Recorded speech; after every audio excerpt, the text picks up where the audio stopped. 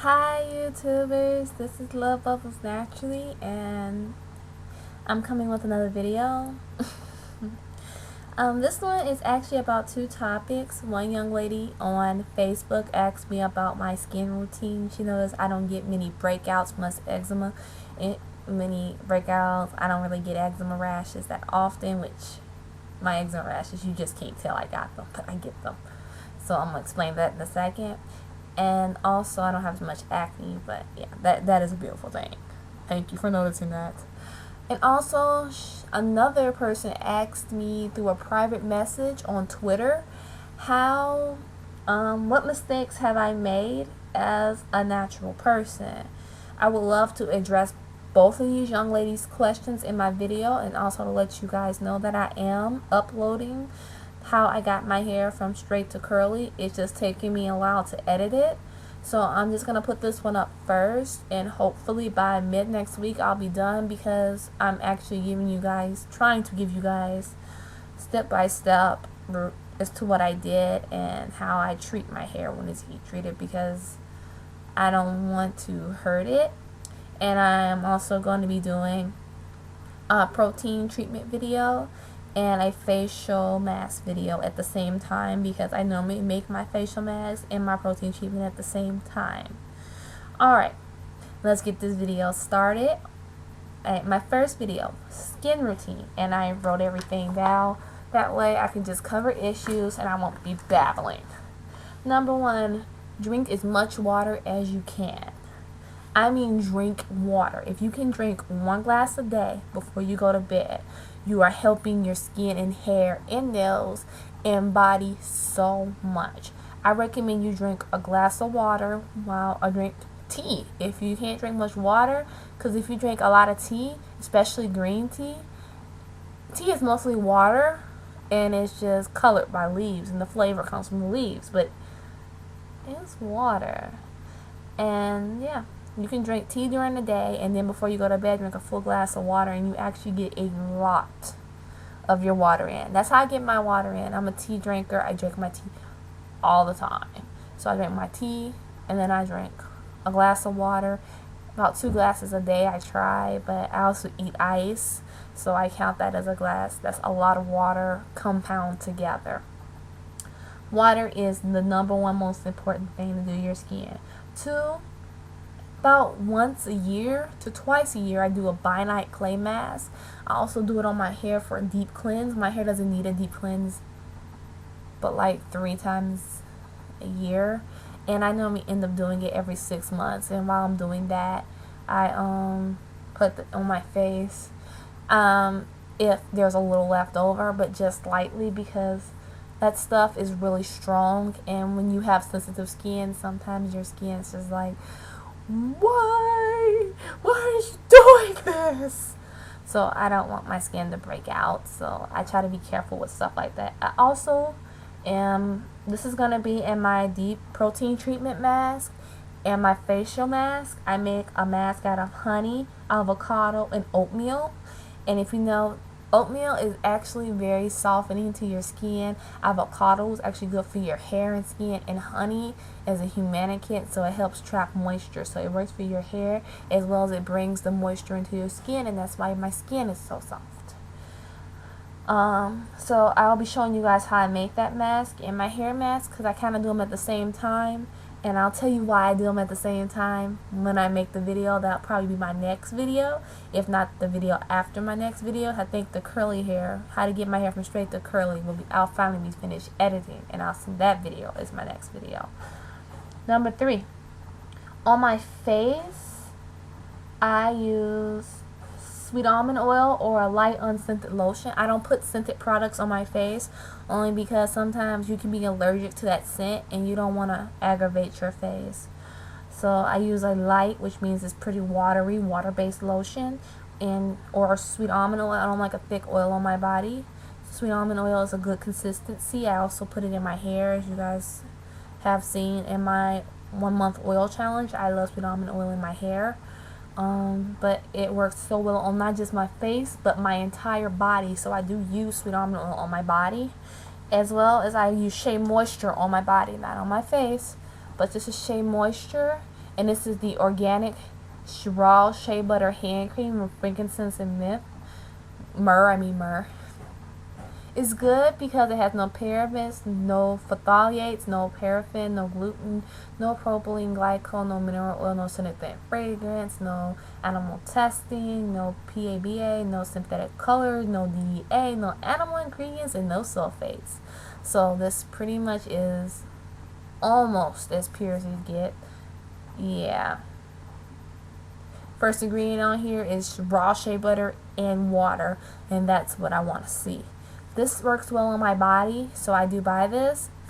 I love this product for my body. It really holds in moisture. I don't use and it lasts a long time. I've had this one since somebody gave me this for Christmas actually, and still using it, and it's not even empty, and this is just the little one. But then I don't put lotion on my body every day. I put lotion on my body when it needs lotion. I don't try to clog my pores with tons of product just in case I may get dry skin. I only treat my body for dry skin when I actually have dry skin or ash. Then it's like, okay, my body needs lotion. If my body doesn't need lotion, I don't see the point in putting it on, because to me that's pore clogging, and that's the number one thing I can tell you, especially if you wear makeup. Make sure you unclog those pores, especially with makeup. I like Avon's line of skincare products because they don't break me out, because my skin's very sensitive. And there's a clear blue one that I use for my acne and also my facial cleansing. It's technically an acne treatment, but it works really well on my skin, and I do that whenever my skin needs a cleansing. So yeah, that is my skin routine. That is it. Now for my second young lady's question, my natural hair mistakes. Let me tell you, girl, I've made so many. This beginning of my natural hair journey actually started when I was in my early 20s, 21. I'm in my late 20s now, 26. Sucks highly, because my early 20s were my best years.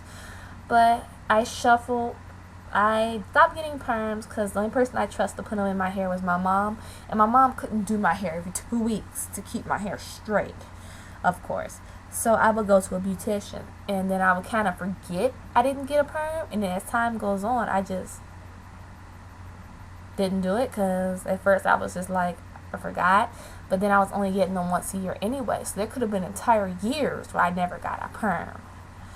So, and I was only getting half a kitty perm, so they call that texlaxing now. Texlaxing wasn't a word when I was 14 years old, so it was called relax. But technically, it was relaxing my hair without taking away my curl pattern completely.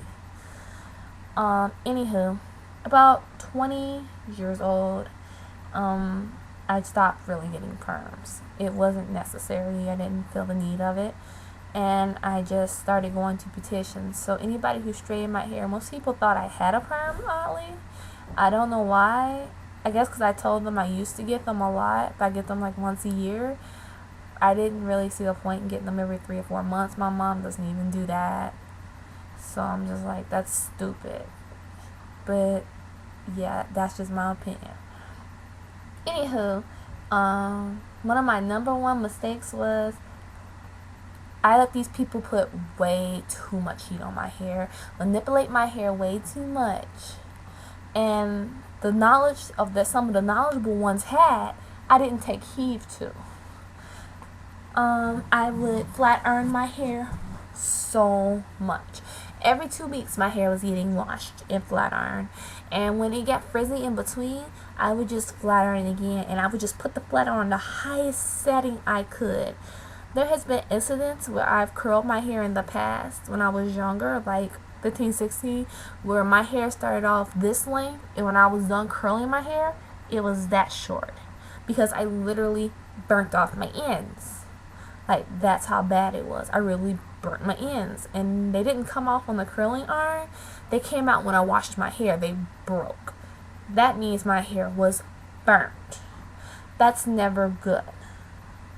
And I'm so glad and blessed that I learned my lesson from that and kind of let off the curly irons after the second time it happened. That was wisdom from above and wisdom from. The number 2 mistake that I have done was I used no heat protectants. Even though the second time I did my hair I didn't use heat protectant, next time I straighten my hair I will be using a heat protectant. But I also like flat my hair super lightly, so that's probably why my hair was saved. And I'll show you guys a picture of how my hair turned out after I straightened it, because I didn't put the video up of my hair, straightened. Anywho,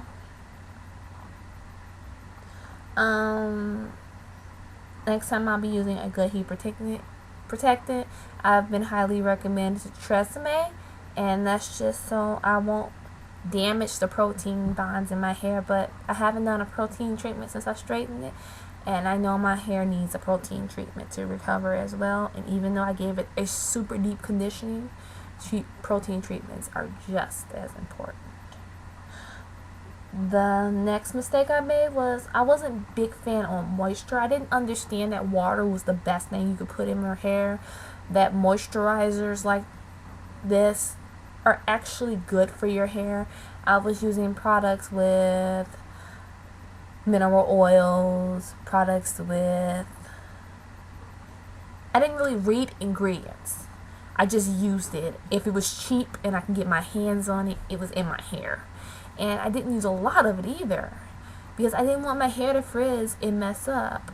And I wanted straight hair, and I didn't want to do it the correct way. And that's really what damaged my hair. I wasn't really taught to use a moisturizer, so I didn't really know what I was doing. And as I got older, my mom started using it, and then I started using it because I learned a little bit about it. But I wasn't using good ones or quality ones that made my hair soft. So I pretty much scrapped when I went natural, and I learned I was all wrong. And I tried to start over from nothing. And that was my second failed mistake. I used to make my own shampoo out of honey and sugar, and I made my deep conditioner by hand out of avocado mayonnaise and olive oil. And I still use that in my deep conditioners if I want to stretch them, or if I want to do a real deep treatment, because mayonnaise and avocado are really good for your hair. But I don't do that daily anymore, because, to be honest, I didn't know what I was doing, and I didn't make them right.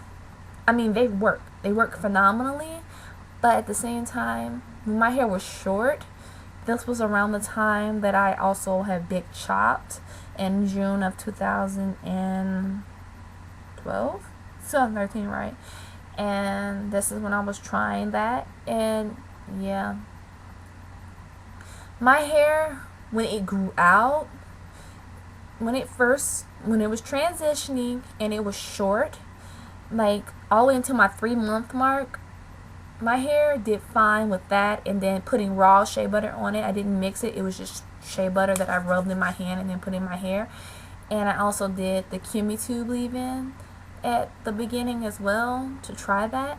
And in the beginning, before I even big chopped, Tube leave-in didn't work, so I took it out. I love Tube, and I'm sure her leave-in would have worked, but my hair prefers a thicker one, and hers just wasn't thick enough for my hair, so I didn't know how to make it thicker, so I just stopped using it and just thought, well, hey, maybe shea butter can do it too.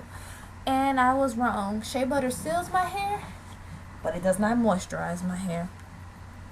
And I wasn't putting it on and distributing it evenly, because it's really hard to do when you don't, mix it with oils. So yeah. So the homemade shampoo I just scrapped. That's just not gonna work. And I started to just co-wash. I haven't put shampoo on my hair in over a year. So shampoo has not touched my hair, but conditioner has. And what I started to do is I started to read within my conditioners. Started off with Herbal Essences and Suave, and their products are okay.